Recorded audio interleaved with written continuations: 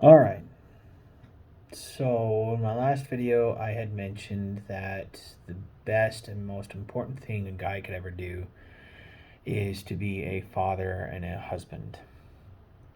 Well, what do I mean by that? Single parents, though, happened, and perhaps in greater numbers than we would like to admit from bygone eras, probably even before my time. Uh, a dynamical or a fundamental shift happened, and it seems to be most common amongst a particular demographic of people that have a darker skin pigmentation. Mind you, I'm not trying to insult anybody, I'm just stating some facts. Uh, the fathers, for whatever reason, were absent in the home, and these kids gradually became more and more um, undisciplined and uncivil. Again, this is just facts. I'm not trying to target anybody. I'm not trying to say that you're less than. I'm just stating what is an observation from, say, maybe the 1960s up until present day. And the greater the number of broken homes and the greater the number of single parents there were, the more that these children struggled. And because of the social imbalance they had in their life, because they only had access to one parent, in most cases the mother, the more their offspring were also continuing to propagate this particular problem. And as time progressed, their society and their ability to function had completely eroded away, uh, becoming very unruly. And we're seeing that happening again, traditionally amongst, I guess, what they call trailer trash nowadays. Single parent homes, particularly single mother homes. It's not that the moms aren't trying. I'm sure there's a good number of them that out there that are, but there's also a lot of them that are overwhelmed, overworked, and incapable of really investing in these kids the way that they need to be invested in. Um, you now have children that have roughly about 70% of their overall adolescent years um, is surrounded by women. Now, where am I going with all of this? I know it sounds like I'm being very sexist here, and I do apologize if that's the way it sounds. That is not my intent. I am just trying to bring to light a few bits and pieces of information that I think tends to get glossed over or not even readily acknowledged. From, say, about the 80s up until present day, single mothers have become a larger and larger group within society, and their offspring, their kids who either don't know who their father is or for whatever reason the father is not present in their lives, they have gradually created this bubble of poorly adjusted adults and poorly adapted individuals.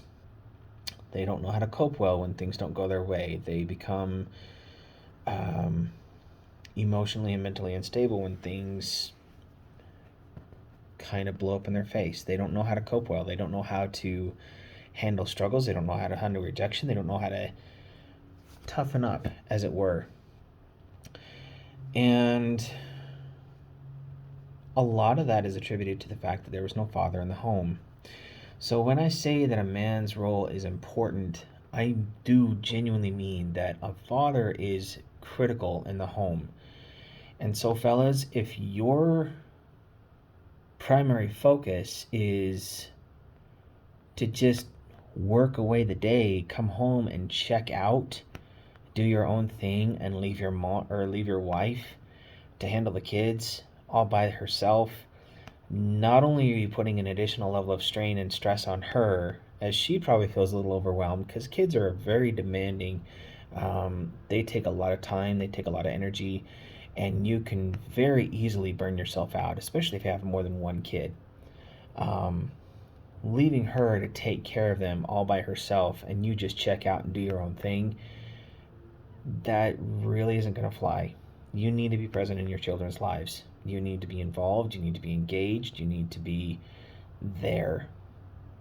You need to show your children by your behavior and by your engagement with them that they matter to you. And when they matter to you, they tend to emulate those that they see as active figures in their life.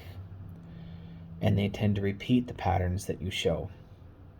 This also includes how you talk about your wife or your significant other. This includes how you choose to interact with other people. This includes road rage, work, what you do when you get home from a long day at work. This includes how you choose to involve yourself and engage with them when life seems to be a little overwhelming to you. You also give them the ability to see how you handle frustration. It tells them what kind of a person you are, and you set an example for them on how they are going to pattern the rest of their life. Like I said in another video, you are the pillar of your home. You are the foundation upon which your family will build from. How stable your particular pillar is going to be is entirely up to you, but your family needs that pillar. Without it, they will crumble. So, instead of engaging in casual hookups, instead of engaging in activities that have the potential of producing offspring that you're not ready for, might I suggest a little bit extra prudence? It takes a very special kind of temperament to be a father, and it takes an even better and higher grade of temperament and attitude adjustment to not only be a father, but to also be an attentive husband as well. The example you set with your spouse is going to make a world of difference in the kind of children you have. And the same goes for you ladies. I'll probably make another video about that here in the next little while, but the way that you treat your partner is going to make a world of difference in how your children will treat others as they age. The world's a pretty messed up place. There's a lot of hatred out there. There's a lot of anger. There's a lot of resentment. There's a lot of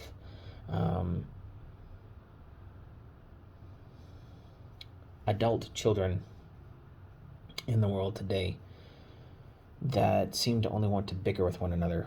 And a lot of that stems from the fact that not only is there only a single parent in the home, in this case a mother, in most cases, but that in a two-parent home, one of you all has checked out.